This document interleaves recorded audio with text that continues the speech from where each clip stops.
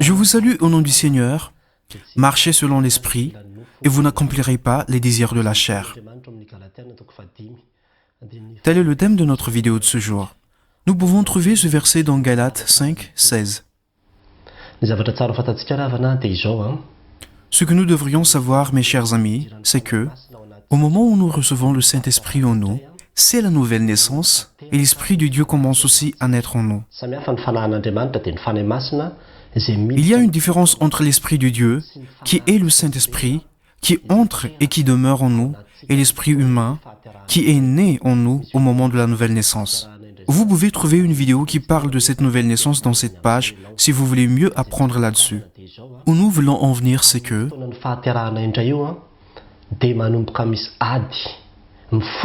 lorsque nous sommes nés de nouveau, nous commençons à ressentir un conflit entre le Saint-Esprit et notre chair.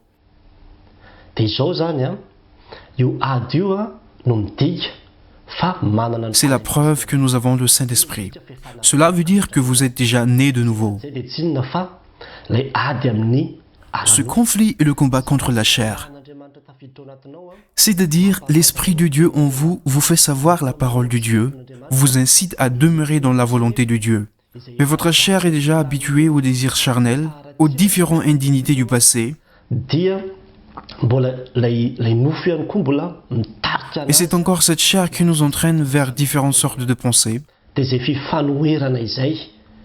C'est donc cette contradiction qui crée ce conflit en nous et qui nous pousse parfois vers la tentation. C'est pourquoi parfois il y a un combat en nous pour ne pas tomber dans la tentation et les différentes indignités. Certaines fois, vous résistez et certaines fois, non. Mais sachez que cela explique déjà que vous avez déjà l'Esprit de Dieu et que vous êtes déjà nés de nouveau. C'est une guerre spirituelle en vous contre le péché. Mais ce que nous devons savoir, c'est que la présence de cet esprit en vous crée cette opposition. Cependant, vous gagnerez si vous marchez selon l'Esprit Saint. C'est pour cela qu'on dit « marchez selon l'Esprit et vous n'accomplirez pas les désirs de la chair ». Selon le verset 17, « car la chair a des désirs contraires à ceux de l'Esprit, et l'Esprit en a de contraires à ceux de la chair. Ils sont opposés entre eux, afin que vous ne fassiez pas ce que vous voudriez. »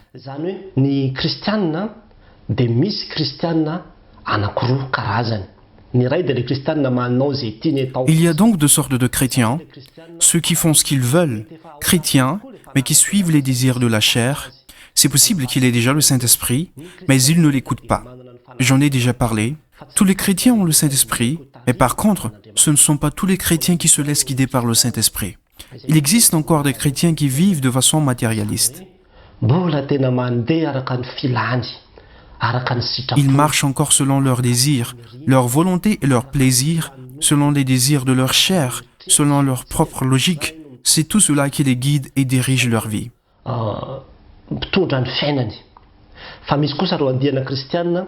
Mais quand même, il y a aussi des chrétiens qui acceptent vraiment que leur corps soit le temple du Saint-Esprit. L'Esprit de Dieu est en moi. Et cet Esprit de Dieu est la grande puissance en moi qui m'amène à faire la volonté de Dieu. Ce sont les chrétiens qui marchent selon l'Esprit.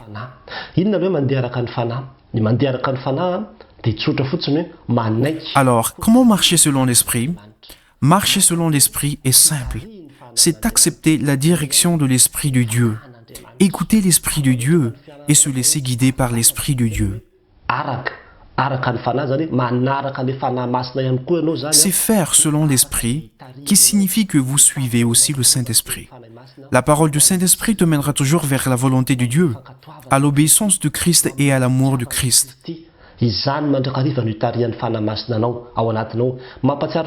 C'est pour cela que le Saint-Esprit vous guide tous les jours, pour que vous vous souveniez de la parole de Dieu face aux différentes choses qui se passent dans votre vie.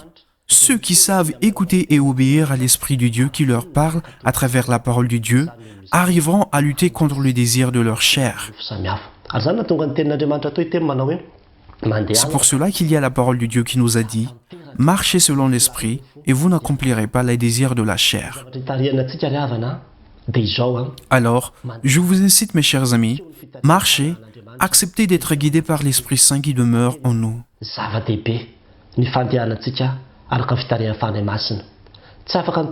C'est vraiment important de marcher selon la conduite du Saint-Esprit.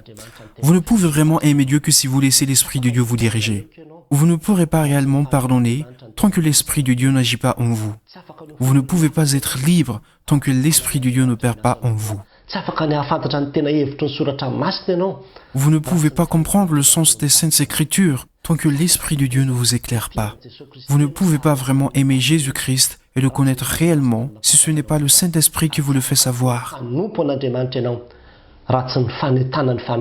Et vous ne pouvez pas vraiment servir Dieu si la force du Saint-Esprit n'agit pas en vous et vous amène pas à servir le Seigneur. Je vais vous donner un exemple pour mieux le comprendre. On a donné à une personne une voiture 4x4 pour qu'il puisse effectuer son travail. Malheureusement, il ne l'a pas utilisée. Il a continué à marcher à pied et il râlait à chaque fois qu'il marchait, fatigué, épuisé, en difficulté, et n'arrivait plus à bien faire son travail parce qu'il était tellement fatigué, alors qu'il était obligé d'aller loin à chaque fois. Il ne se rendait pas compte qu'il avait déjà une 4x4 chez lui, mais qu'il ne l'utilisait pas. Si seulement il avait utilisé la 4x4, il aurait pu réaliser beaucoup plus de choses et il aurait même pu aller plus loin dans ses déplacements. L'Esprit de Dieu fonctionne ainsi, mes chers amis. C'est un grand cadeau qu'on nous a donné. C'est pour que nous puissions aller plus loin, faire plus que ce que nous pensions et croyons pouvoir faire que Dieu nous a donné son Esprit. Notre rôle, c'est de laisser cet Esprit de Dieu nous guider. C'est évident que les personnes spirituelles ne marchent plus par leur conscience, ni par leur cœur et leurs émotions, mais marchent vraiment selon les directives de l'Esprit de Dieu. Aujourd'hui, mes chers amis, prenez votre décision, prenez la décision en cette journée pour dire que à partir d'aujourd'hui, ce n'est plus mes propres pensées, je n'agirai plus ni selon mes volontés, ni en fonction de ce que je veux, mais j'agirai selon la volonté de l'Esprit de Dieu. Oui, même si cela peut être contraire à ce que je pense, oui, même si c'est difficile pour moi de le réaliser, je le ferai. Tu entendras l'Esprit de Dieu qui te parle à travers la parole de Dieu. Voyez bien que ce que dit le Saint-Esprit dans ta conscience a un lien avec la parole de Dieu. Respectez la parole de Dieu, car les personnes qui obéissent à la parole de Dieu respectent aussi le guide du Saint-Esprit. Acceptez la direction de l'Esprit de Dieu, et vous deviendrez un enfant de Dieu, et vous ne serez pas séduit par les désirs de la chair. C'est la présence du Saint-Esprit qui crée l'opposition. Cependant, marcher selon le Saint-Esprit vous fera gagner dans la guerre spirituelle sur les désirs et les péchés en vous. Gloire à Dieu. Amen.